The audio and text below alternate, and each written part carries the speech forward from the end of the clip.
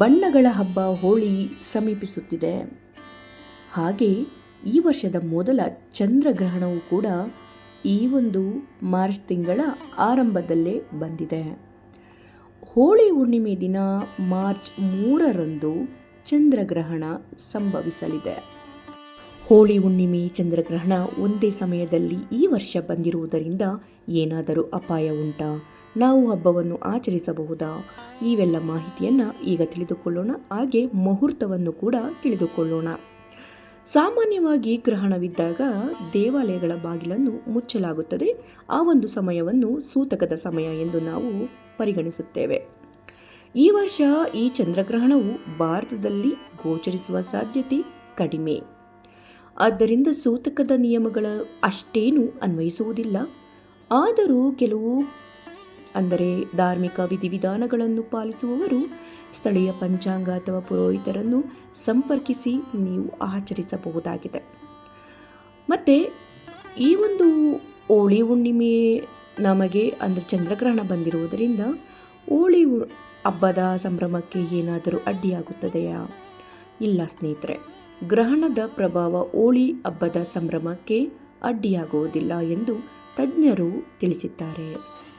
ಯಾಕೆಂದರೆ ನಮ್ಮ ದೇಶದಲ್ಲಿ ಈ ಒಂದು ಚಂದ್ರಗ್ರಹಣ ಗೋಚರಿಸುವ ಸಾಧ್ಯತೆಯೇ ಕಡಿಮೆಯಾಗಿದೆ.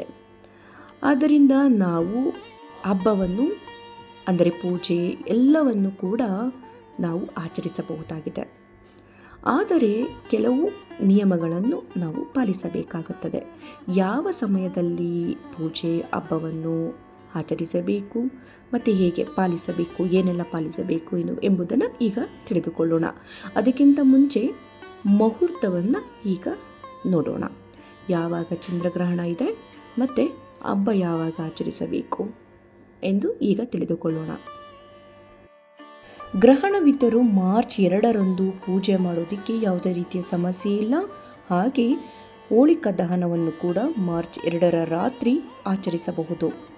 ಇನ್ನು ನಾವು ಬಣ್ಣಗಳ ಹೋಳಿಯನ್ನು ಮಾರ್ಚ್ 3ರಂದು ಆಚರಿಸುತ್ತೇವೆ. ಹಾಗೆ ಚಂದ್ರಗ್ರಹಣದ ದಿನಾಂಕ ಬಂದು ಮಾರ್ಚ್ 3. ಹೋಳಿ ಹುಣ್ಣಿಮೆಯ ಶುಭ ಮುಹೂರ್ತ ಸೋಮವಾರದ ಸಂಜೆ 5:56 ಇದು ಆರಂಭ ಆಗ್ತಾ ಇದೆ. ಇದು ಕೊನೆಗೊಳ್ತಾ ಇರೋದು ಮಂಗಳವಾರ 5:08 ಸಂಜೆಯ ವೇಳೆ ಮುಕ್ತಾಯ ಆಗ್ತಾ ಇರೋದು. ಇನ್ನು ಚಂದ್ರಗ್ರಹಣವು ಯಾವಾಗ ಆರಂಭ ಆಗ್ತಾ ಇದೆ ಅಂದರೆ 3ನೆಯ ತಾರೀಕು ಮಂಗಳವಾರ ಮಧ್ಯಾಹ್ನ 3:20 ಚಂದ್ರಗ್ರಹಣ ಸಂಭವಿಸುತ್ತೆ. ಇದರ ಮುಕ್ತಾಯ ಸಂಜೆ 6:40 ಮುಕ್ತಾಯ ಆಗುತ್ತೆ. ಒಟ್ಟು ಚಂದ್ರಗ್ರಹಣದ ಅವಧಿ 3 ಗಂಟೆ 27 ನಿಮಿಷಗಳು ಇರುತ್ತೆ. ಕಾಮದಹನವನ್ನು ಯಾವಾಗ ಮಾಡಬೇಕೆಂದರೆ ಸೋಮವಾರ ಸಂಜೆ 5:56ರಿಂದ ಈ ಒಂದು ಶುಭ ಮುಹೂರ್ತ ಆರಂಭ ಆಗುತ್ತೆ. ಆ ದಿನ ರಾತ್ರಿ ಕಾಮದಹನವನ್ನು ನಾವು ಮಾಡಿಕೊಳ್ಳಬಹುದು. ಏಕೆಂದರೆ ಮಾರನೆಯ ದಿನ ಚಂದ್ರಗ್ರಹಣ ಇರುವುದರಿಂದ ಸೋಮವಾರದೊಂದಿಗೆ ಕಾಮದಹನ ಆಚರಣೆ ಮಾಡಬೇಕಾಗುತ್ತದೆ. ಇನ್ನು ಬಣ್ಣವನ್ನು ಹಚ್ಚುವಂತಹ ಹಬ್ಬ ಹೋಳಿಯನ್ನು ಯಾವಾಗ ಸಂಭ್ರಮಿಸಬಹುದೆಂದರೆ ಮಂಗಳವಾರ ಇದನ್ನು ನಾವು ಆಚರಿಸಬಹುದಾಗಿದೆ. ಚಂದ್ರಗ್ರಹಣದ ಪ್ರಭಾವ ಕಮ್ಮಿ ಇದ್ದರೂ ಕೂಡ ಗ್ರಹಣ ಸಂಭವಿಸುತ್ತದೆ. ಆದ್ದರಿಂದ ಆ ಒಂದು ಗ್ರಹಣದ ಅವಧಿಯಲ್ಲಿ ಮಂತ್ರ ಪಠಣೆ ಮಾಡುವುದು, ಧ್ಯಾನ ಮಾಡುವುದು ನಮ್ಮ ಮನಸ್ಸಿನ ಮೇಲೆ ಧನಾತ್ಮಕ ಪರಿಣಾಮವನ್ನುಂಟು ಮಾಡುತ್ತದೆ. ನಂತರ ಗ್ರಹಣ ಮುಕ್ತಾಯವಾದ ಬಳಿಕ ಸ್ನಾನ ಮಾಡಬೇಕು.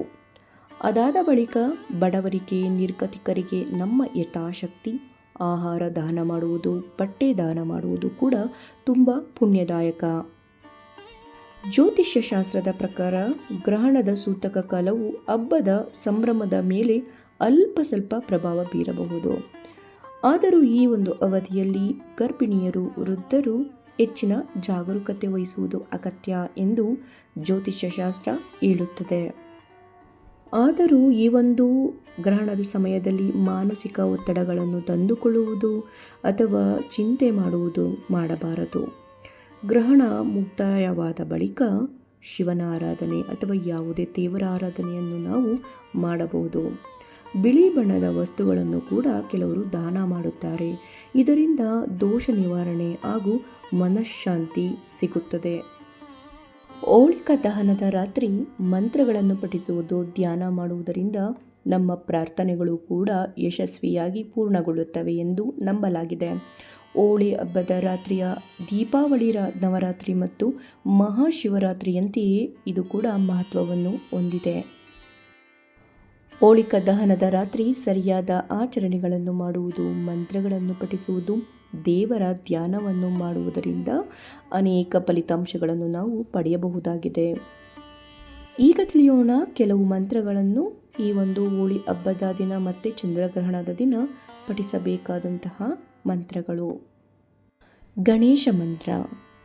ಏಕದಂತಾಯ ವಿದ್ಮಹೇ ವಕ್ರತುಂಡಾಯ ಧೀಮಹಿ ತನ್ನೋ ದಾಂತಿ ಪ್ರಚೋದಯಾತ್. ಭಗವಾನ್ ಶಿವನ ಮಂತ್ರ. ಓಂ ಸಾಂಬ ಸದಾ ಶಿವಾಯ ನಮಃ.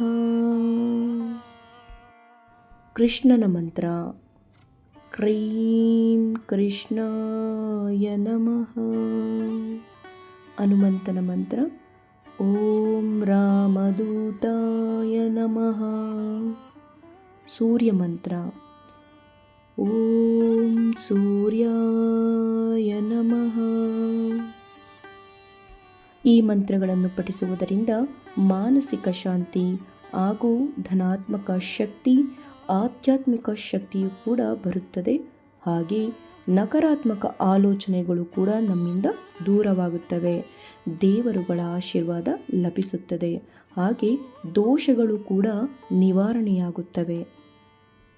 ಹಾಗೆ ಈ ಒಂದು ವಿಶೇಷ ಹೋಳಿ ಹಬ್ಬದ ದಿನ ರಾಸಾಯನಿಕ ಬಣ್ಣಗಳ ಬದಲಿಗೆ ನೈಸರ್ಗಿಕ ಬಣ್ಣಗಳನ್ನು ಬಳಸಿ ಹೋಳಿ ಹಾಡೋಣ. ಇದರಿಂದ ನಮ್ಮ ಪರಿಸರವೂ ಕೂಡ ಚೆನ್ನಾಗಿರುತ್ತೆ, ನಮ್ಮ ಆರೋಗ್ಯವೂ ಕೂಡ ಚೆನ್ನಾಗಿರುತ್ತೆ. ಇದನ್ನು ಗಮನದಲ್ಲಿಟ್ಟುಕೊಂಡು ಈ ಬಾರಿ ಗದ್ದಲವಿಲ್ಲದೆ ಆಧ್ಯಾತ್ಮಿಕ ಸ್ಪರ್ಶವನ್ನು ನೀಡುತ್ತಾ ಹೋಳಿಯನ್ನು ಆಡುವುದು ತುಂಬ ಒಳ್ಳೆಯದು. ಜೊತೆಗೆ ಶಾಂತಿಯುತವಾಗಿ ಸಮಯವನ್ನು ಕಳೆಯಬೇಕು, ನಮ್ಮ ಪ್ರೀತಿ ಪಾತ್ರರ ಜೊತೆ ಸಂಭ್ರಮಿಸಬೇಕು. ಈ ಒಂದು ಹೋಳಿ ಹಬ್ಬ ಕೇವಲ ಬಣ್ಣಗಳ ಹಬ್ಬವಲ್ಲ, ಇದು ನಮ್ಮ ಆತ್ಮಾವಲೋಕನ ಮಾಡಿಕೊಳ್ಳುವಂತಹ ಅವಕಾಶ. ಈ ಒಂದು ಹಬ್ಬದ ದಿನ ನಮ್ಮ ಪ್ರೀತಿ ಪಾತ್ರರ ಜೊತೆ ಹೋಳಿ ಹಬ್ಬವನ್ನು ಆಚರಿಸೋಣ. ಇದರಲ್ಲಿ ಕ್ಷಮೆ, ಪ್ರೀತಿ ಮತ್ತು ಭಾವೈಕ್ಯತೆ ತುಂಬಿರಲಿ. ಹಾಗೆ ಈ ಒಂದು ಹೋಳಿಯ ಒಂದು ಬಣ್ಣಗಳ ರೀತಿ ನಮ್ಮ ಜೀವನವೂ ಕೂಡ ಬೆಳಗಲಿ. ಸ್ನೇಹಿತರೆ, ಈ ವಿಡಿಯೋ ನಿಮಗೆ ಇಷ್ಟ ಆಗಿದೆ ಅಂತ ಭಾವಿಸ್ತಾ ಇದ್ದೀನಿ. ವಿಡಿಯೋ ಇಷ್ಟ ಆಗಿದರೆ ಲೈಕ್ ಕೊಟ್ಟು ಹಾಗೆ ಸಬ್ಸ್ಕ್ರೈಬ್ ಮಾಡ್ಕೊಂಡಲ್ಲೇ ನೋಡ್ತಿದ್ರೆ ಸಬ್ಸ್ಕ್ರೈಬ್ ಮಾಡಿಕೊಂಡು ವಿಡಿಯೋನ ಪೂರ್ತಿಯಾಗಿ ನೋಡಿ. ಹಾಗೆ ನಿಮ್ಮ ಪ್ರೀತಿ ಪಾತ್ರರ ಜೊತೆ ಈ ವಿಡಿಯೋನ ಶೇರ್ ಮಾಡಿ. ಯಾರೆಲ್ಲ ವಿಡಿಯೋನ ಪೂರ್ತಿಯಾಗಿ ನೋಡಿದಿರೋ ನಿಮ್ಮೆಲ್ಲರಿಗೂ ಹೃತ್ಪೂರ್ವಕ ಧನ್ಯವಾದಗಳು. ನಿಮ್ಮೆಲ್ಲರ ಒಂದು ಬೆಂಬಲ ಹೀಗೆ ಸದಾಕಾಲ ಇರಲಿ ಅಂತ ಕೇಳ್ಕೊಳ್ತೇನೆ. ಹಾಗೆ ಎಲ್ಲರಿಗೂ ಕೂಡ ಈ ಒಂದು ಬಣ್ಣಗಳ ಹಬ್ಬ, ಹೋಳಿ ಹಬ್ಬದ ಆರ್ಥಿಕ ಶುಭಾಶಯಗಳು.